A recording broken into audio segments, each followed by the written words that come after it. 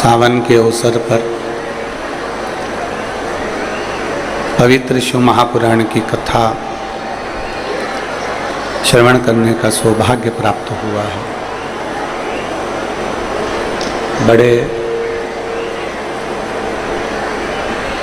भाग्यशाली हैं आप और हम सभी जो इस पवित्र पावन श्रावण महीने में भगवान शिव की पवित्र कथा का लाभ ले रहे हैं। कथा मंडप में विराजमान छत्तीसगढ़ शासन के माननीय मुख्यमंत्री जी श्री विष्णुदेव सहाय जी की धर्मपत्नी श्रीमती कौशल्या देवी सहाय जी, जो निरंतर छत्तीसगढ़ में कहीं पर भी शिव पुराण की कथा हो थोड़ा न थोड़ा समय निकालकर भगवान की पवित्र कथा का लाभ लेती हैं। बहुत बहुत साधुवाद। एक बार जोरदार ताली बजाकर उनके लिए साधुता।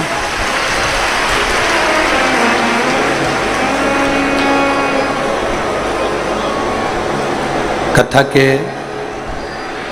मुख्य आयोजक बोलबम सेवा एवं कल्याण समिति प्रदेश अध्यक्ष दया सिंह जी भिलाई से, जिन्होंने 5 दिन के अंदर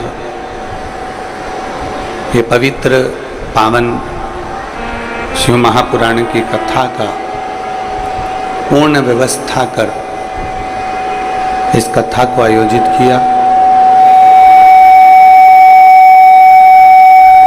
भगवान देवाधिदेव महादेव की कृपा करुणा की उदारता, जो इस बरसते पानी में इतनी व्यवस्था करना थोड़ा कठिन होता है, पर मैं दया सिंह जी को बहुत बहुत धन्यवाद देता हूं कि इतनी व्यवस्था आपने बहुत अच्छी सुचारू रूप से करी है। उसके लिए साधुवाद। शिव कृपा से आप और हम सभी भगवान शंकर की पवित्र कथा का लाभ लेने के लिए बैठे हैं और उसकी उदारता, उसकी कृपा, उसकी करुणा जब तक नहीं होती तब तक आप और हम एक क्षण भी भगवान की कथा का लाभ नहीं ले सकते। यदि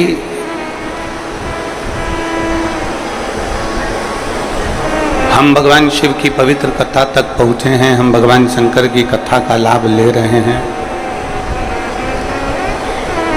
हम भगवान शंकर की पवित्र शिव महापुराण तक या देवालय तक या शिवालय तक पहुंचे हैं,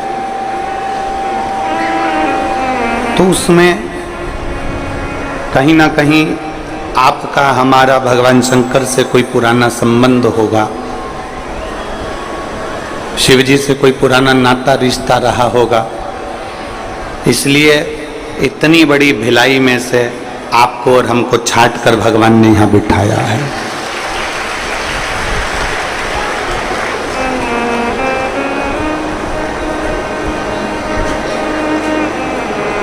ये कहीं ना कहीं शिव की उदारता से और शंकर की कृपा से है, उनकी दया से, उनकी करुणा से है। कहाँ वो कहते हैं कौन आता है कौन बुलाता है, कौन आता है कौन बुलाता है, महज ब्रह्म है, करता सब विधाता है। आप और हम तो केवल एक निमित्त हैं।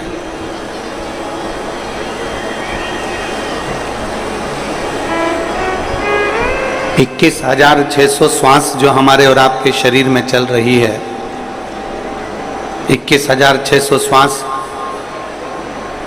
जो आपके और हमारे शरीर में नित्य चल रही है, ये 21,600 श्वास व्यर्थ गंवाने के लिए नहीं है। ये 21,600 श्वास परमात्मा के करीब में जाने के लिए, भगवान के नजदीक जाने के लिए। जितना मिला हमें समय,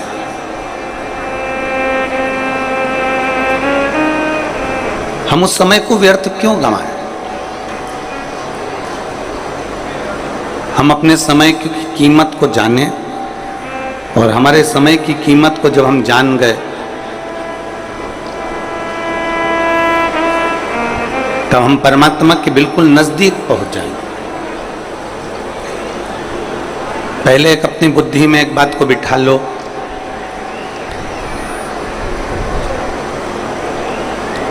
चाहे भगवान को पाना हो, चाहे संसार में अपने नाम को कमाना हो,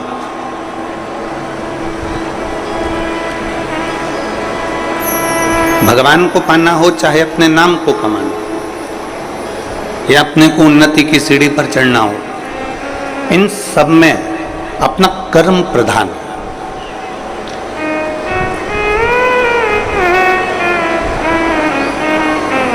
ऐसा नहीं है कि आप कथा में आकर बैठ गए और ना दुकान जाओ, ना नौकरी पर जाओ, ना धंधा करो, ना पानी करो, और कहीं से आपके पास में सोने के हंडे निकल के आ जाएंगे। शंकर भगवान ने सबसे पहला कार्य बताया है कि अपने कर्म के प्रति जागरूक रहो। विद्याध्ययन करना है, एजुकेशन लेना है, अच्छी पढ़ाई करना है, खूब मेहनत करो। शिव महापुराण की कथा कहती है कि जितनी मेहनत एक कंपटीशन एग्जाम में पास होने के लिए तुम इतने सालों से कर रहे थे, शिव महापुराण की कथा सुनने के बाद कंपटीशन एग्जाम के लिए जितनी मेहनत तुमने अभी तक करी थी, शिव पुराण सुनने के बाद उस मेहनत को 4 गुना और बढ़ा दो।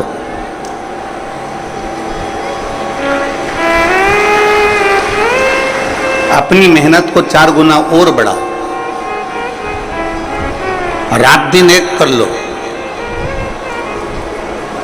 और फिर शिव जी के मंदिर में एक बेलपत्र पर शहद लगाकर भगवान शंकर को चढ़ाकर फिर अपने एग्जाम के लिए चले जाओ।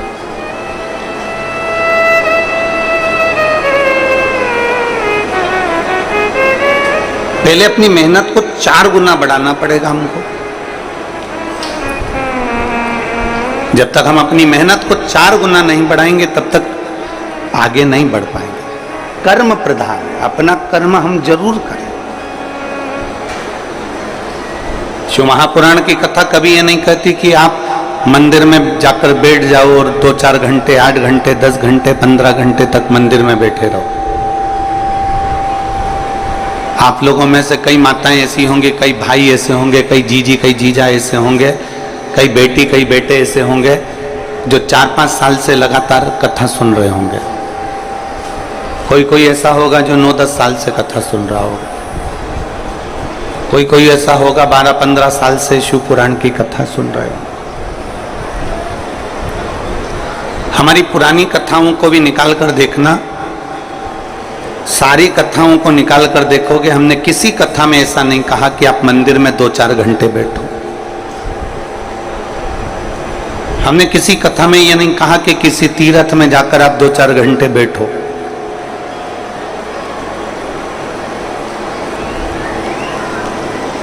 हम इतना जरूर कहे हैं कि अपनी मेहनत, अपनी लगन पूरी रखो।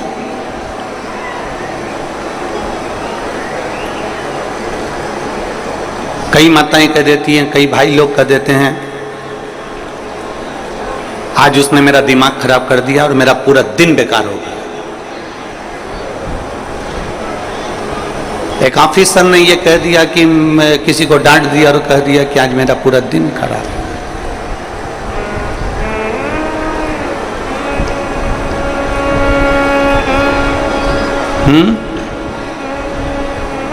आवाज नहीं आ रही क्या? उधर की आवाज खोलिए, बाहर की।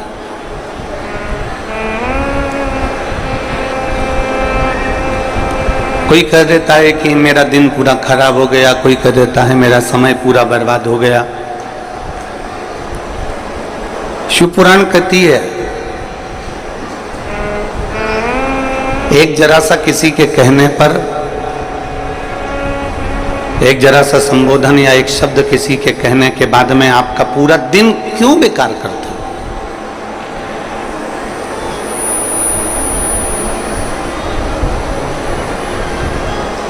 आप अपना समय क्यों बर्बाद करते हो?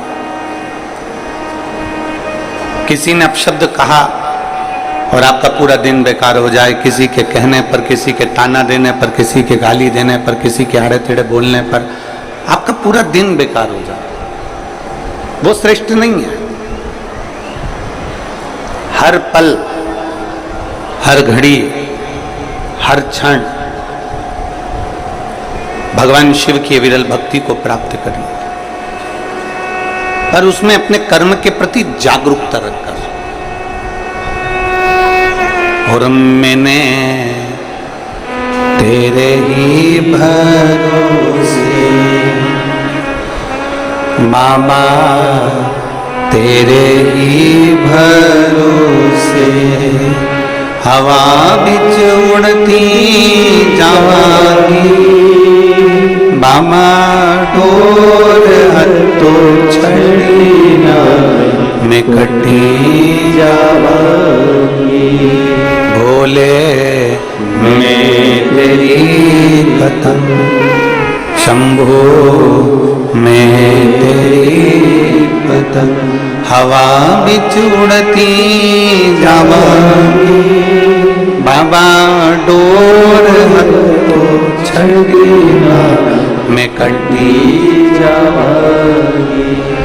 कोई कह दे तुमसे कि उसके कहने पर मेरा पूरा दिन बेकार हो गया, उसके कहने पर मेरा पूरा समय बेकार हो गया, उसके कहने पर मेरा पूरा समय व्यर्थ चले गया, नहीं। एक बात आपसे पूछें, उत्तर दीजिएगा जरा।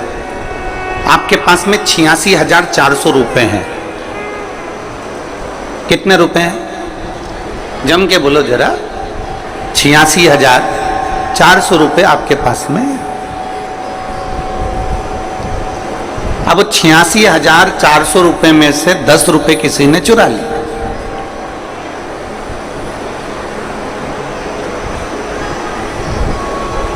कितने रुपए चुराए?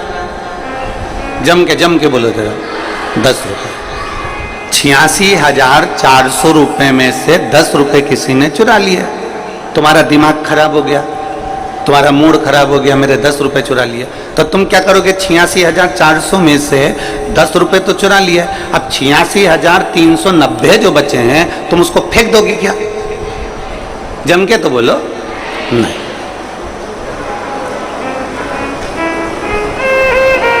86,400 रुपए में से 10 रुपए कोई चुरा के ले गया तो तुम्हारा दिमाग खराब हो गया, मेरे 10 रुपए किसने ले लिया, मेरे 10 रुपए किसने ले लिया। और उसमें से अब तुम्हें गुस्सा आ गया तो तुम क्या 86,390 फेंक दोगे? नहीं फेंको। उसको तुम फेंकने वाले नहीं हो।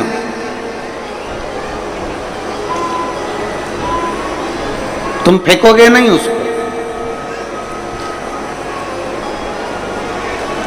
और हो सकता है कोई ऐसा बहुत धनपति हो, करोड़पति हो, वैभवपति हो तो वो फेंक भी दे कि 86,390 बच्चे हमें तो फेंकना है।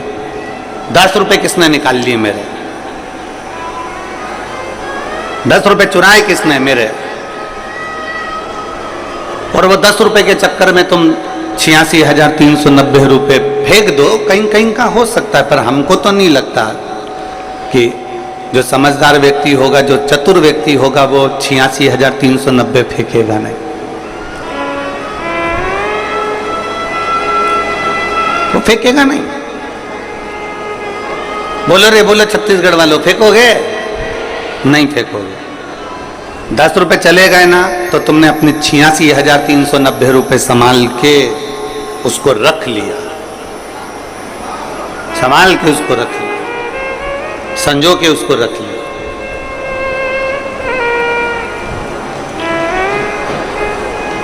अब इतनी चतुरता छत्तीसगढ़ वालों आपको है, इतनी चतुरता पूरे भारतवासियों को, पूरे देशवासियों को, पूरे राष्ट्र में जितने बैठे हैं और देश विदेश में जितने कथा सुन रहे हैं उन सबको सबको मालूम है कि 86,400 रुपये में से 10 रुपये कोई चुरा के ले गया तो 86,390 रुपये फेंके नहीं जा सकते।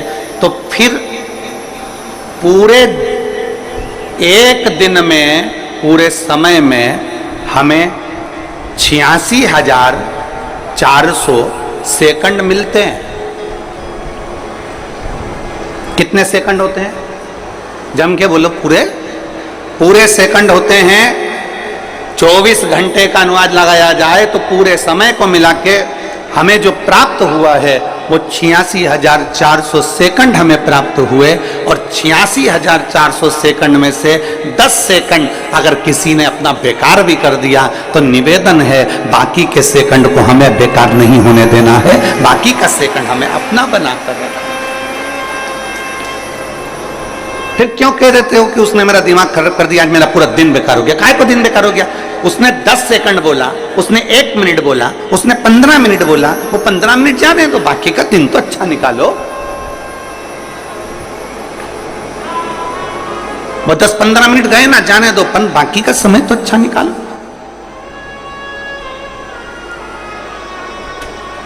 वो 15-20 मिनट जो लड़ाई हुई, जो झगड़ा हुआ, जो व्यर्थ की बातें हुई, वो जाने दो। उसके सिवाय जो अच्छा समय है हमारा, उसको आप अच्छा निकालने का प्रयास करो। हम दिन भर ये विचार कर कर बैठे हुए हैं, उसने मेरा दिमाग खराब कर दिया, उसने मेरा मूड खराब कर दिया, उसने ऐसा बोल दिया, उसने वैसा बोल दिया। ना ना ना ना,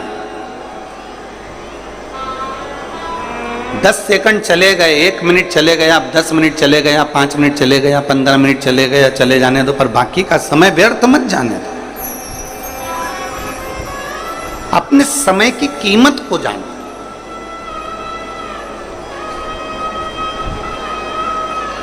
एक कितना सुंदर बात है, जरा देखिए, हर जगह पर कुछ ना कुछ प्रसिद्ध होता है। जब घर में बेटे की शादी होती है ना, तो बहुत बहुत चीजें सोची जाती है, कहां पर क्या क्या चीजें प्रसिद्ध है वो पता करा जाता है।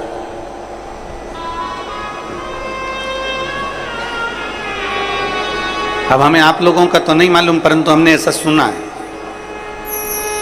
जब घर में बेटे की शादी होती है, बेटी की शादी होती है, और बहुत अगर पैसा भगवान ने दिया है तो प्रसिद्ध प्रसिद्ध चीजों को बुलाने का प्रयास किया जाता है। तो किसी के घर में बेटे की शादी थी तो उन्होंने कहा कहां पर क्या प्रसिद्ध है? तो किसी ने कहा वहां का बैंड प्रसिद्ध है, बैंड बाजे बुलवाना है तो वहां के बुलवा। फिर किसी ने कहा वहां का कैटरिंग प्रसिद्ध है, वहां का हलवाई बुलाओ, बहुत जोरदार भोजन बनाता है, प्रसिद्ध है हलवाई। कचौड़ी बहुत अच्छी बनाता है, गुलाब जामुन बहुत अच्छी बनाता है, रसगुल्ला अच्छा बनाता है, उसको बुलाओ। फिर किसी ने कहा टेंट वाला, तो टेंट वाला वहां का प्रसिद्ध है, वहां से टेंट वाले को बुला, बहुत जोरदार टेंट लगाता है और बहुत अच्छी व्यवस्था कर देता है। फिर किसी ने कहा बैंड हो गया, हलवाई हो गया, टेंट हो गया। अब दूल्हा बैठेगा घोड़ी पे, तो घोड़ी, तो क्या घोड़ी वहां की बहुत प्रसिद्ध है, वहां से घोड़ी बुलवा, दूल्हा उस पे बैठेगा। तो अब घर के लोग उस घोड़ी वाले के पास पहुंचे और घर के लोगों ने घोड़ी वाले से कहा भैया हमारे लड़के की शादी है और तुम्हारी घोड़ी चाहिए। हमने सुना है तेरी घोड़ी बड़ी प्रसिद्ध है, तेरी घोड़ी बड़ी प्रसिद्ध है, हमने सुना, इसलिए हमारे दूल्हे को, हमारे बेटे को हम तेरी घोड़ी पर बिठाना चाहते हैं। घोड़ी वाले ने कहा देखो भैया, घोड़ी तो प्रसिद्ध है, मना नहीं है, पर यह बताओ कि दूल्हा कैसा है। भाई जब घोड़ी तुम देखने आयो कि घोड़ी अच्छी चाहिए और प्रसिद्ध घोड़ी चाहिए, तो दूल्हा कैसा है? तो उन्होंने कहा दूल्हा भी अच्छा है। तो घोड़ी वाले ने कहा देखो मेरी जो घोड़ी है वो 3 छलांग लगाएगी, उस 3 छलांग में अगर तुम्हारा बेटा कूद गया, घोड़ी पे से उतर गया तो ठीक है, पर अगर 3 छलांग में अगर वो नहीं कूदा, नहीं उतरा, तो चौथी छलांग में तो वो रोएगा, उसको घसीट लेगी, उसकी खाल निकल जाएगी, उसकी हालत खराब हो जाएगी। अब बोलो, तो लोगों ने कहा था घोड़ी बहुत जोरदार है, तो घोड़ी तो प्रसिद्ध है, पर उसकी आदत इतनी बेकार है कि वो 3 छलांग लगाई, उस 3 छलांग में दूल्हे को उतरना, और चौथी छलांग अगर उसकी वो 3 छलांग में नहीं उतरा तो चौथी छलांग में तो वो रोएगा, बिलखेगा, दुखी मनाएगा। तो दूल्हे के घर वालों ने कहा ठीक है, हमारा लड़का बहुत प्रसिद्ध है, जैसे तुम्हारी घोड़ी प्रसिद्ध है ऐसे हमारा लड़का घोड़ी पे से कूद जाएगा पक्का, लाओ तुम बारात में घोड़ी लाओ।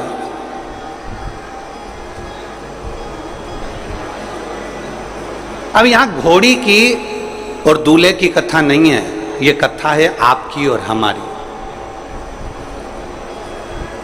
इस संसार में आने के बाद परिवार में, नातों में, रिश्तों में, समय में ये जो हम बैठते हैं, ये बैठने पर 3 छलांग लगाने का समय आता है। बचपन में हम भगवान के चरणों में जाकर छलांग लगा लें, बन सके तो जवानी में भगवान के चरणों में छलांग लगा लें, जवानी में नहीं लगा पाए तो अधेड़ी में भगवान के चरणों में छलांग लगा लें, और अगर 3 बार हम छलांग नहीं लगा पाए तो बुढ़ापा हमारा बेकार है।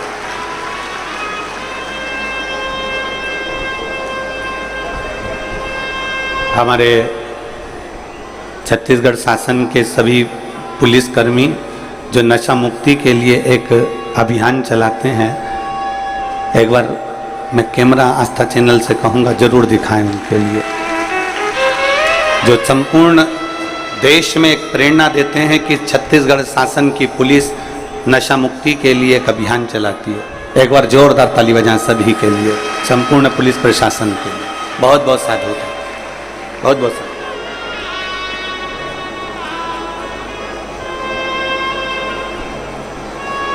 तीन मौके मिलते हैं, बचपन, जवानी, अधेड़ी, 3। और हमने बचपन खेल में खोया, जवानी नींद भर सोया, बचपन खेल में खोया, जवानी नींद भर सोया, बुढ़ापा देख कर रोया, सिराने मौत हंसती है, बुढ़ापा देख कर रोया, सिराने मौत हंसती है। बचपन गया ना, जाने दो, कोई दिक्कत की बात नहीं है, चले गया जाने दो। जवानी गई ना, जाने दो, कोई तकलीफ वाला विषय नहीं है। अधेड़ी गई ना, जाने दो, कोई बहुत बड़ी बात नहीं है। पर जो अवस्था अभी चल रही है,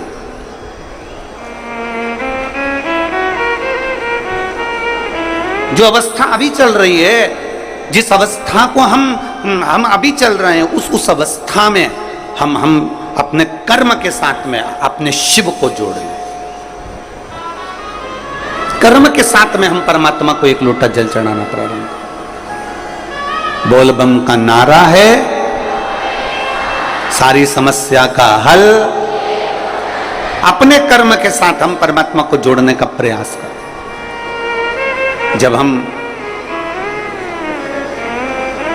अपने कर्म के साथ परमात्मा को जोड़ने का प्रयास करेंगे, बहुत मेहनत करो। एक पत्र है, देखिए,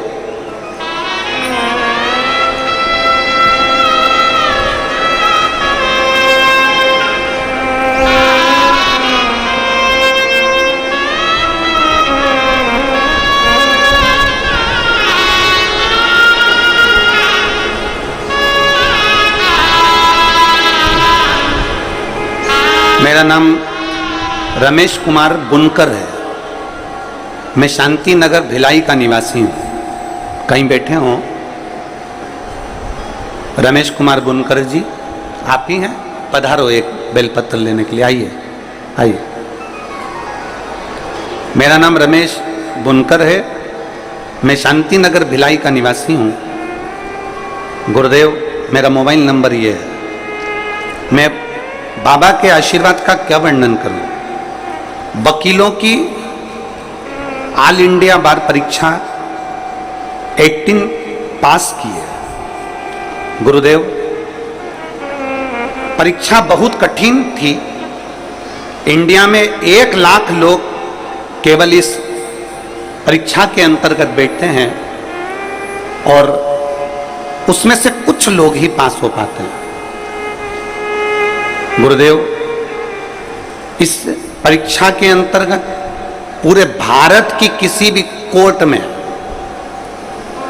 केस लड़ने की, पूरे इंडिया में कहीं पर भी केस लड़ने की परमिशन इस परीक्षा के अंदर मिलती है। इस परीक्षा में लोग रात दिन मेहनत करते हैं तो भी निकल नहीं पाते। पर मेरे बाबा का मैं क्या वर्णन करूं गुरुदेव। आप कहते हो चौगनी मेहनत करो, मैंने एक बार दो बार कर कर देखा, फिर चौगनी मेहनत करी और भगवान शंकर पर एक बेलपत्र और शहद और जल का प्रयोग कर कर गया। आज मेरे बाबा ने मुझे वो पद प्रदान कर दिया जिसकी प्रतीक्षा मुझे जीवन से थी। गुरुदेव, छत्तीसगढ़ उच्च न्यायालय का मुझे जीवन भर आजीवन का सदस्य बना दिया और पूरे इंडिया में कहीं पर भी अपने कागज संलग्न कर केस लड़ सकते हैं। ऐसी परीक्षा में मेरे बाबा ने मुझे उत्तीर्ण करा है। मैं बाबा को यह धन्यवाद देने के लिए आया। आपका विश्वास, आपकी मेहनत,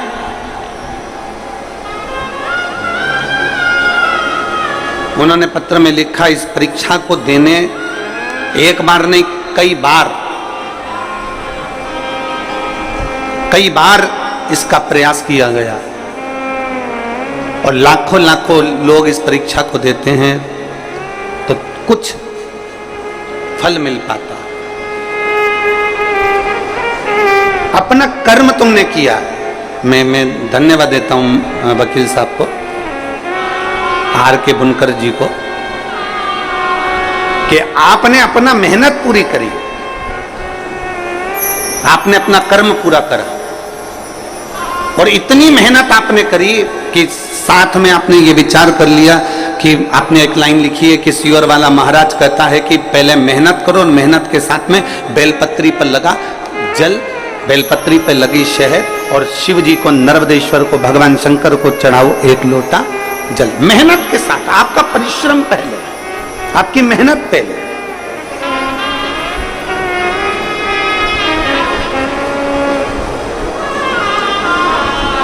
और करो। कोई तुमसे कह दे कि यहां पर बैठ जाओ और यहां बैठने पर तुम्हें मेहनत नहीं करना पड़ेगी, कुछ नहीं करना पड़ेगा, ना हाथ हिलाना पड़ेगा, ना पांव हिलाना पड़ेगा, ना कुछ काम करना पड़ेगा और कोई तुम्हारे को देकर चले जाए, ना ना ना। आज का जमाना बड़ा विचित्र है जीजियों।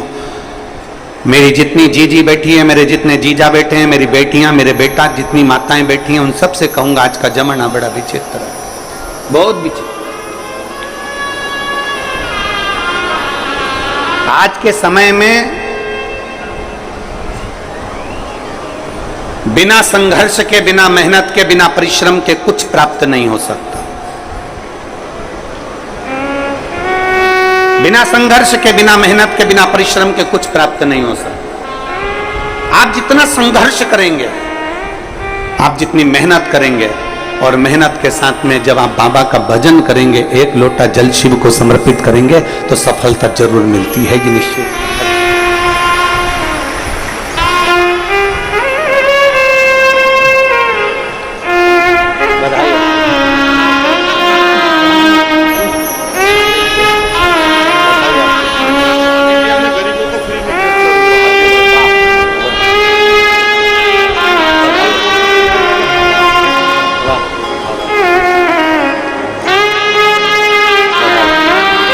एक बार जोरदार ताली बजाकर बहुत बहुत बधाई, बहुत बहुत साथ।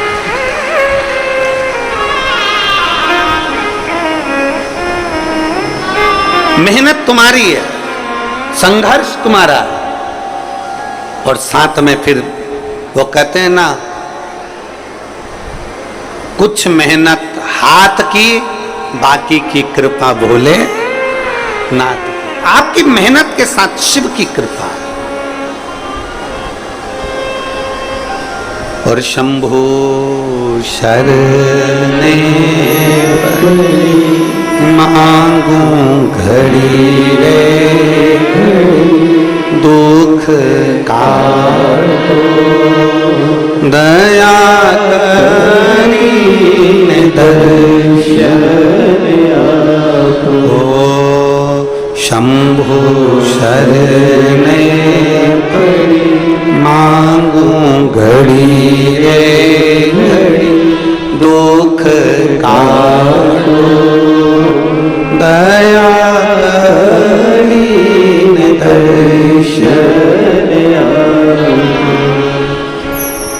मेहनत करते रहो, शिव का स्मरण करते रहो, तो मंजिल के करीब पहुंच ही जाओ। हमने कुछ माताओं को देखा है, वो अपने बच्चे को जब सुलाती है ना, तो गोदी में रखकर बार बार उसको थपथपाती है। बोलो आपने देखा है कि नहीं देखा? अरे बोलो तो जम के, थपथपाती। और जब अकेले में रहती है ना, तो थोड़ा थोड़ा उसको भजन भी सुनाती। सो जा बाबू सो जा, सो जा बाबू सो जा, सो जा बाबू सो जा, सो जा बाबू सो जा। अब बाबू तो सोए नहीं, आंख फाड़ के बैठा।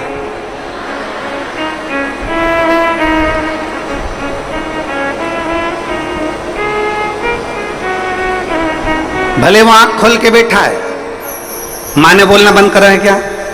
जम के बोलो जरा जल्दी से।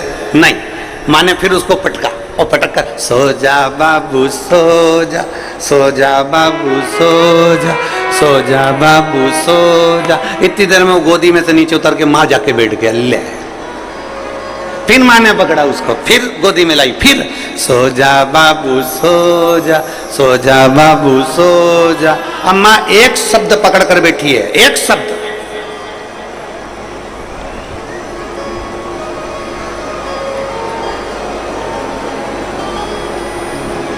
हमसे भी लोग कहते हैं कि गुरुजी तुम एक शब्द पकड़ कर बैठे रहते हो, सारी समस्या का हल एक लोटा जल, सारी समस्या का हल एक लोटा जल। ये 25 बार कथा में बोलना जरूरी है क्या? तो हम कहते हैं हमने इसी माँ से सीखा है। वो माँ लगी एक ही शब्द पकड़ के बैठी है। बोलो कौन सा? बोलो जम के तो बोलो। सो जा बाबू सो जा। औलाद खिसक गई, सामने जाके बैठ गई, आंख फाड़ के देख रही, परंतु नहीं, वो सोता ही नहीं। फिर माँ ने पकड़ा, फिर गोदी में लिया, फिर बोली सो जा बाबू सो जा, सो जा बाबू सो जा। थपथपाती रही, बार बार बोलती रही, बार बार बोलती रही, बार बार बोलती रही। आखिरी में बाबू की आंख में नींद आ ही गई।